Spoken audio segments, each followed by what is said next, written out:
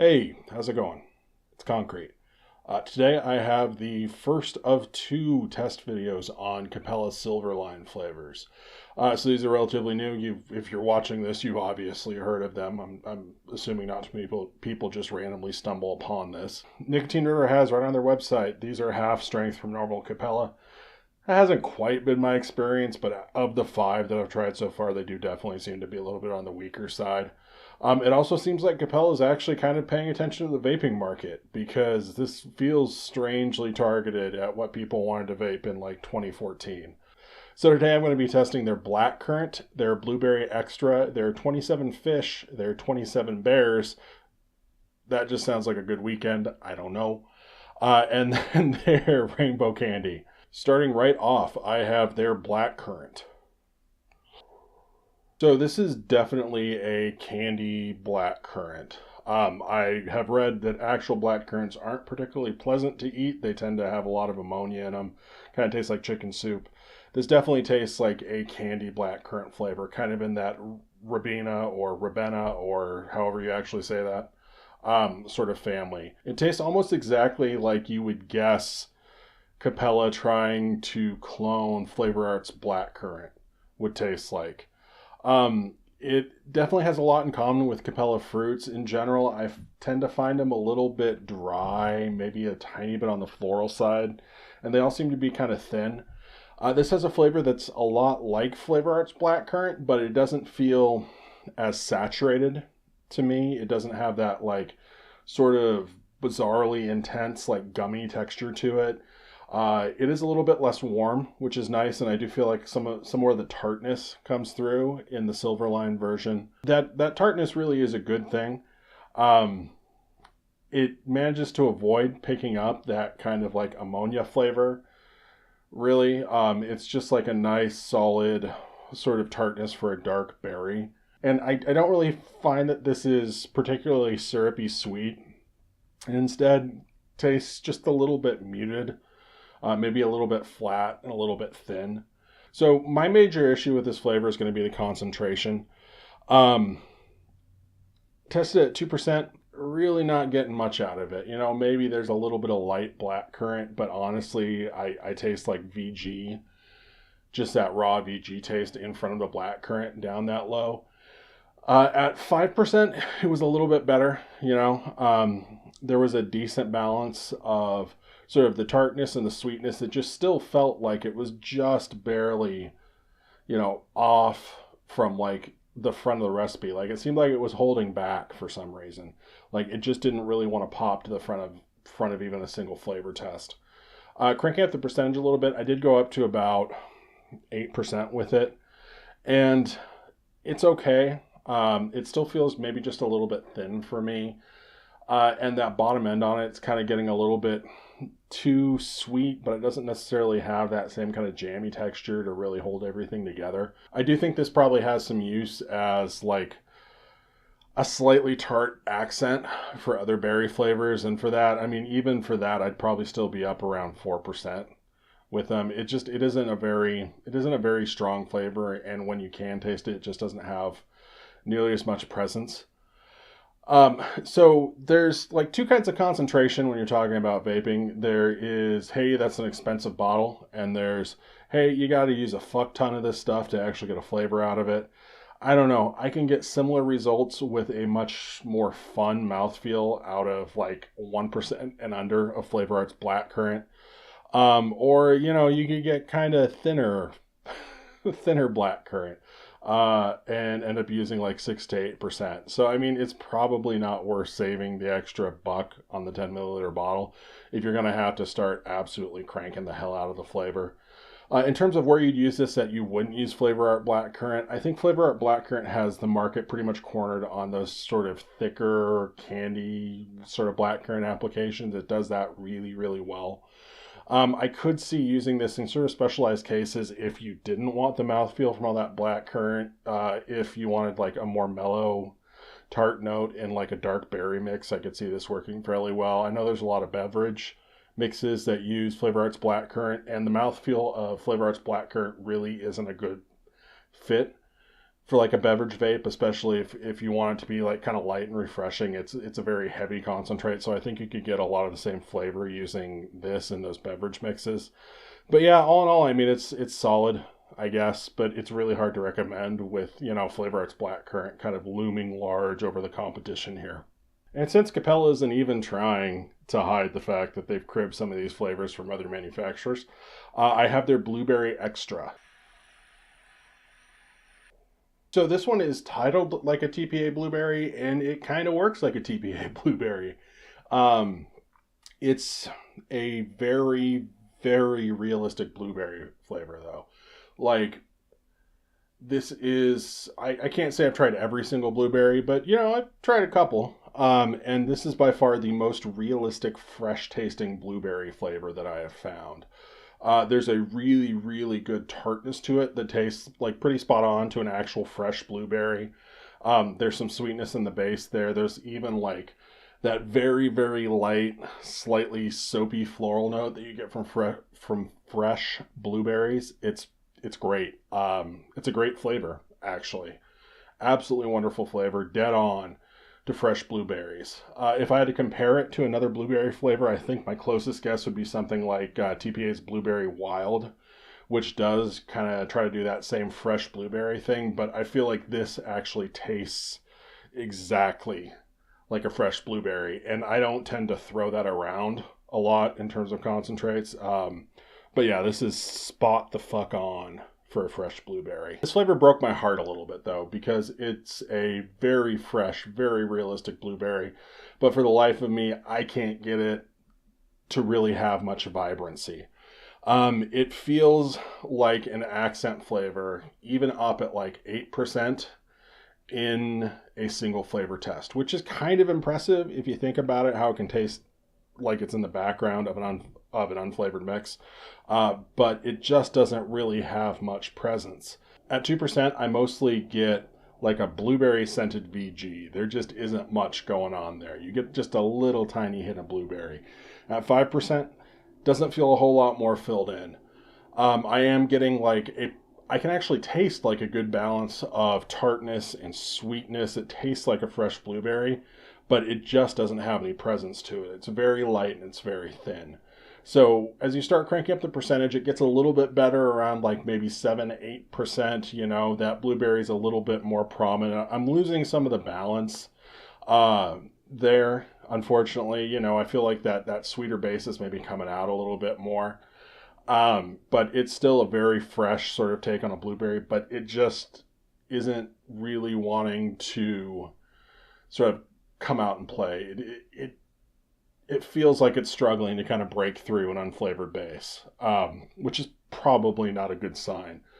So throwing even more percentage at it, up at 10%, up at 12%, it kind of blows out the flavor, which is unfortunate. Like you can get more flavor out of it, but the balance there is completely gone. And instead you just get like another vaguely flat blueberry flavor. So in using this, my first stop is going to be trying to make that blueberry sort of stand out front in a mix. My best guess on how to do that is going to be sweetener. I'm not a big fan of sucralose. It just doesn't really sit right with me, but I have mixed it up with a little bit of Flavorous Sweetness, which is a stevia derivative, but it doesn't have that weird licoricey taste. It's great stuff. Anyway, and it does tend to help a little bit. I feel like it doesn't quite salvage the flavor entirely, but it does give it a little bit more presence, which is nice. But yeah, I really like this flavor. I just want it to punch a little bit harder, and there's a whole bunch of tricks for making blueberries hit harder. You can add in some Flavor West blueberry, or maybe even stack it up with like TPA's Blueberry Extra to get it a little bit more body. But again, that's going to mess with that balance. It's going to mess with how nice this flavor actually is. Edible Malfunction actually has a holy trinity of blueberries that he likes to use, which is Blueberry Extra, Flavor West Blueberry, and FA Bilberry. And I think if you are going to be stacking blueberries, something like this at, again, probably like 7-8%, is going to do a pretty decent job of standing in for the TPA Blueberry Extra and the FA Bilberry, because it does capture some of those tartar notes. But you're still going to have to add an artificial blueberry to kind of just make it hit a little bit harder, which is a bummer. It might be a fit for the profile. Blueberries are fairly subtle. You know, it's a fairly subtle flavor. So if you do want a realistic blueberry in the background of something, because I think that's about as far up as you're going to get this to show up, is still definitely in the background. This would be an excellent choice. I'm probably going to be on the high end of using this, up around like 8%.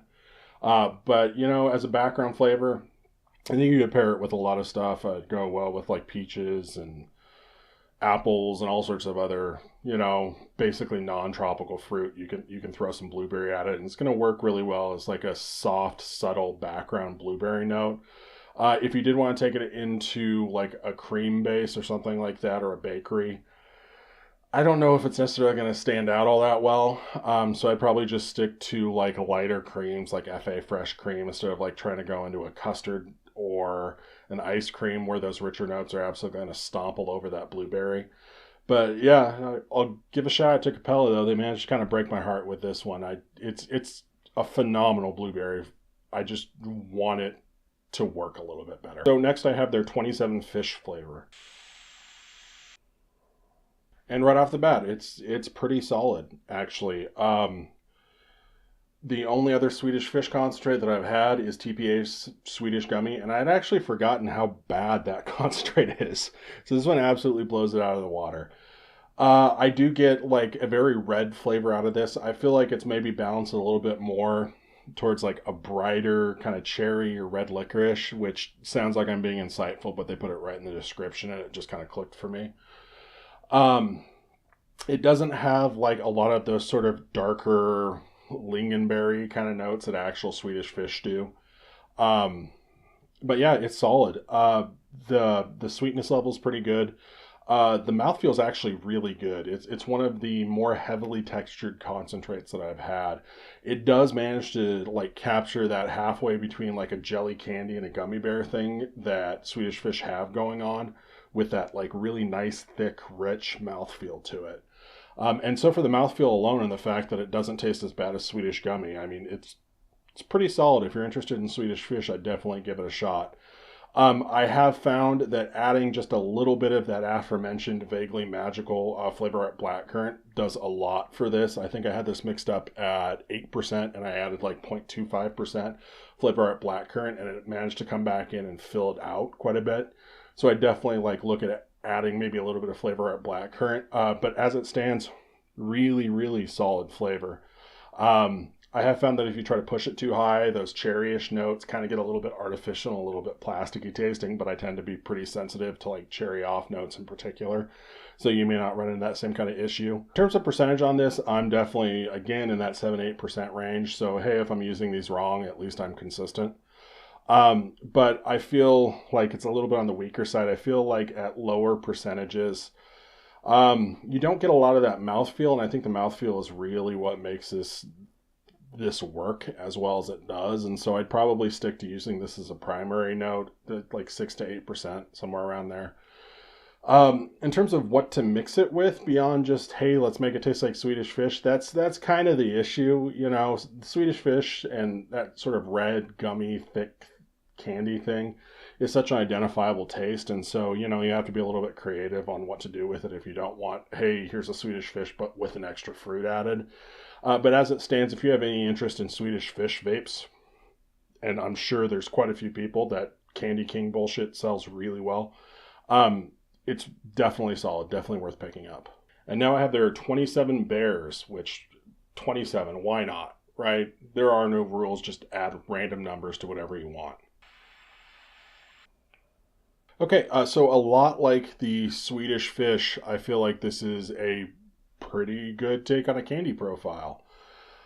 I do definitely get gummy bears out of this, and there is some fruit in here. I'd say it's definitely pineapple forward. You know, like the white gummy bears sort of stick out more than anything else. But it's like kind of tartar candy pineapple, which could conceivably be like some actual citrus in there, like the orange or the lemon gummy bears or whatever. I feel like the pineapple's like right in front, but with that kind of citrus background, you could make a convincing case that there's yellow and orange berries in there too. I do get a little bit of red flavor out of this, and it's that very like candy red flavor. It might be strawberry, it might be raspberry, but there is definitely a little bit of red in here, but it feels like it's way in the background compared to that pineapple up front and the citrus sort of accenting that, and then you got some red all the way back in there somewhere. But yeah, tastes pretty good. Kind of tastes like eating a handful of gummy bears, which isn't a bad thing at all. So the texture here is solid. I wouldn't say it's quite as impressive as the texture on the 27 fish, but it definitely does do a gummy bear thing fairly well. It even kind of manages to give you some of that like half dissolved gelatin mouthfeel thing that you get with actual gummy bears. It's good. I feel like it could maybe use just a little bit more mouthfeel, you know, balancing this flavor, mixing it up. The flavor tends to hit a little bit earlier for me than the actual mouthfeel. And so by the time you're getting up into the ranges where you get like a really nice thick mouthfeel, you're dealing with some really sharp kind of artificial fruit flavors, which have their own issues. But yeah, definitely does a gummy bear thing really well. Works a hell of a lot better than Flavor West's gummy candy, at least in terms of making it actually feel like you're chewing on a gummy candy. I'm not a big fan of Capella's jelly candy. It has some really weird chemical notes for me. I don't get much in the way of like weird chemical off notes from this, so you know, that's promising. So I feel like you get away with using this as an accent flavor. It does have some texture down low, and the fruit note is kind of generic enough that you could probably cover it up pretty easily. You might run into some issues using it at a higher percentage, though, where you really get that mouthfeel just because that fruit note is pretty prominent. I think you could turn it into a single flavor gummy bear vape very easily. I think mixing it up around 6 or 7%. And then again, I mean, I hate to recommend sweetener, but here we are, you know. Maybe a little bit of vanilla swirl or something with some maltol to kind of knock off the edges a little bit on their sharper fruit flavors. You know, I think you can make a pretty convincing, basically single flavor gummy bear recipe without having to dick around with a million different concentrates. And so that's cool. But I don't think you're going to get around that fruit flavor if you just want the mouthfeel out of it. But overall, like very solid like the 27 fish. I just don't have much idea what to do with it beyond, hey, let's make some gummy bears. And last, I have their Rainbow Candy. So out of all of these candy flavors that they put out, the Rainbow Candy is simultaneously like the most disappointing, but also probably the most usable outside of the profile. I do get a really good like candy sweetness and tartness to this. So much so that I feel like it could be used as like a general sweet and tart additive. There's nothing too aggressive or chemical here, which is nice, and so you could probably use it without dragging any sort of weird off notes if you wanted to use it for another sweet and tart candy. There is some kind of fruit like in here, and it's obviously supposed to be like a Skittles. The actual fruit note for me is a little bit muted, a little bit in the background. It seems to lead with the citrus, which, you know, isn't really unusual for a Skittles flavor. That's definitely the most aggressive part of it. I do get some like orange in there too, maybe, and then maybe some grape on the back end, but it definitely seems a little bit citrus heavy. But I think that kind of contributes to the overall tartness of the flavor. And so I'd primarily be using this as a candy sweet and tart additive. In terms of percentage, this one actually works a little bit better at lower percentages than the other ones. I think you get like a good sweet and tart like additive flavor without too much extra baggage, down around 2%. Once you start cranking it up, it gets sweeter, gets tartar, that fruit shows up, and I think you could use it in other recipes, but you're going to have to accommodate that very Skittles-ish like lime note. If you're going to make a single flavor Skittles, I feel like the fruit actually needs some boosting. The texture here isn't bad. It's not as good as the previous two, but it's not bad. I actually tried it mixed up with some Flavor West Skittles, or whatever the hell they actually name it now, Skittle type. And it was pretty good, actually. It kind of, that one has a little bit more fruit to it. So I think you'd come up with a relatively simple, good, full, like Skittles vape. You're just going to be getting all of the Skittles at once, which isn't necessarily a bad thing. So yeah, that's the first half of the SilverLine. I'll be going through and doing the last 5 on the next video. But I hope this is helpful if you're looking at picking them up. Thank you for watching. I do appreciate it. I'll catch you later.